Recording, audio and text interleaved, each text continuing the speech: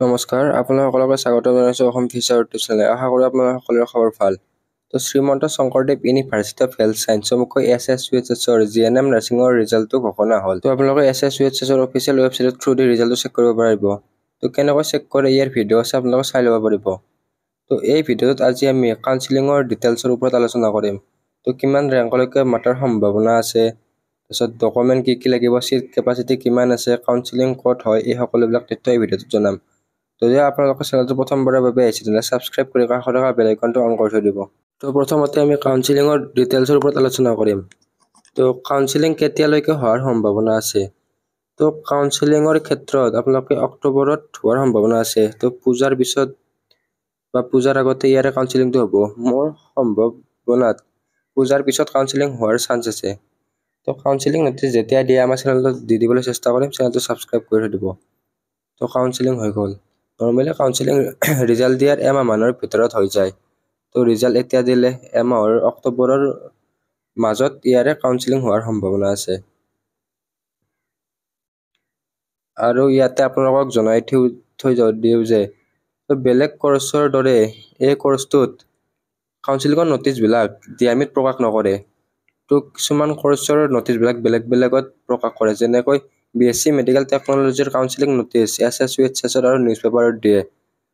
BSc nursing, ডিফাৰ্ম, বিফাৰ্মৰ ডিএমইত দিয়ে। তেনেকৈ GNMৰ counselling notice DHS, তো DHS আছাম বুলি চাৰ্চ কৰিলে আপোনালোকে গুগলত ৱেবছাইটটো পাই যাব। তো DHSৰ অফিচিয়েল ৱেবছাইটত ইয়াৰে নটিচটো প্ৰকাশ কৰে।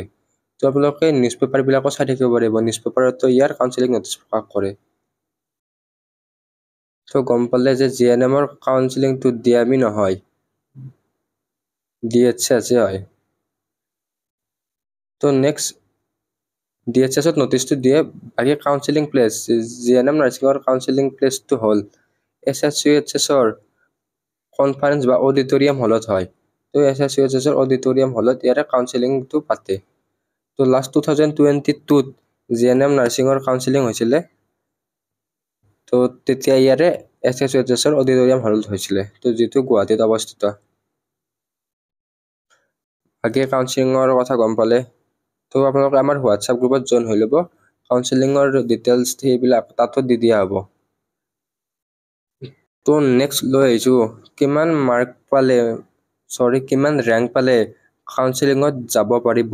তো ইয়াৰ ওপৰত এটা থুলমূল আভাস লৈ আহিছোঁ। আপোনালোকে এই নটিচখন চাব পাৰে। এই নটিচখন Srimanta Sankardev university of health ছায়েন্সৰ পৰা জাৰি কৰা নটিচ হয়। এইখন অফিচিয়েল নটিচ হয়। তো ইয়াতে দিয়া আছে যে গভৰ্ণমেণ্টত চিটৰ কাৰণে minimum qualifying mark general unreserved EWSৰ কাৰণে 30% মানে 29 মাৰ্ক। তো এইটো আপোনালোকক বুজাই দিম। SC ST OBC NCL MOBC এইবিলাকৰ কাৰণে 20% মানে 27 মাৰ্ক। তো এতিয়া বহুতৰে মনত প্ৰশ্ন হৈ আছে যে 29 মাৰ্ক পালে গভৰ্ণমেণ্টত GNM কৰ্চত চিট পাব নেকি, বা OBC MOBC তাৰপিছত SC এইবিলাকে 27 মাৰ্ক পালে গভৰ্ণমেণ্টত চিট পাবনে নাই। তো ইয়াৰ উত্তৰটো ডাইৰেক্টলি নো। তো আপোনালোকে চাব পাৰে এইবাৰ GNMৰ এন্ট্ৰেন্স এক্সাম দিয়া কেণ্ডিডেট প্ৰায় 20,000 মান কেণ্ডিডেট আছে। তো বহুত কেণ্ডিডেট সংখ্যা বহুতেই বেছি। তো BSc নাৰ্ছিঙতকৈ ইয়াৰ কেণ্ডিডেট সংখ্যাটো ডাবল প্ৰায়। তো ইমান কেণ্ডিডেটৰ কাৰণে চিট কেপাচিটি নাই। তো চিট কেপাচিটি কিমান আছে সেইটো জনাই দিম। এইটো জাষ্ট কোৱালিফাইং মাৰ্কহে। তো আপোনালোকে এটা কথা জানি থৈ দিয়ক, এইটো মাৰ্ক পোৱা মানে চিট পোৱা নহয়। তো চিট পাবৰ কাৰণে কাট অফটো হাই যাব। তো বাকীবিলাক কৰ্চৰ তুলনাতো লাষ্ট ইয়াৰতকৈ এইবাৰ কাট অফ হাই গৈছে। তো GNM নাৰ্ছিঙৰো লাষ্ট ইয়াৰতকৈ তুলনাত এইবাৰ কাট অফ হাই যাব। আৰু বহুতে ভাবে যদি 29 মাৰ্কত চিট নাপাওঁ তেনেহ'লেতো কিয় দিছে। তো এইটো কেতিয়াবা কিছুমান GNM নাৰ্ছিঙৰ গভৰ্ণমেণ্ট কলেজ লাইক IOCL হৈ গ'ল, এইবিলাক কৰ্চত অনলাইন এপ্লাই হ'ব। তো ইয়াতকৈ ওপৰত মাৰ্ক থকাখিনি অনলাইন এপ্লাইটো কৰিবৰ কাৰণে ইলিজিবল হয়। তো এইটো এনেকুৱা কাৰণে কোৱালিফাইং মাৰ্কটো দিছে। আৰু প্ৰাইভেটৰ ক্ষেত্ৰত আপোনালোকে জানে, প্ৰাইভেটৰ ক্ষেত্ৰত আনৰিজাৰ্ভ EWSৰ কাৰণে 26 মাৰ্কৰ ওপৰত পালে প্ৰাইভেটত চিট দিব। আৰু SC ST OBCৰ কাৰণে 25 মাৰ্কৰ ওপৰত পালে প্ৰাইভেটত চিট ল'ব পাৰিব। তো ইয়াৰ কম আপোনালোকৰ যদি 20 মাৰ্ক আছে, 18 মাৰ্ক আছে এইবিলাক মাৰ্কত আপোনালোকক প্ৰাইভেটতো চিট নিদিয়ে। তো SSUHSৰ এফিলিয়েটেড কলেজত চিট নিদিয়ে। যিবিলাক কলেজ SSUHSৰ আণ্ডাৰত নাই সেইবিলাকত হয়তো চিট পাব পাৰে, কিন্তু SSUHSৰ আণ্ডাৰত মিনিমামটো দিয়া আছে ইয়াত।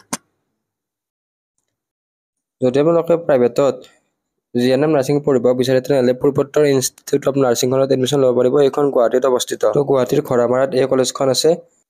তো ইয়াৰে চিট বুকিং বা এডমিশ্যন হৈ আছে। আপোনালোকে যদি ইয়াৰে এডমিশ্যন ল'ব বিচাৰে ডিছপ্লেত দিয়া নম্বৰত কণ্টেক্ট কৰিব পাৰিব আৰু অনলাইনৰ থ্ৰুদিও ইয়াৰে এডমিশ্যন বা চিট বুকিং কৰিব পাৰিব।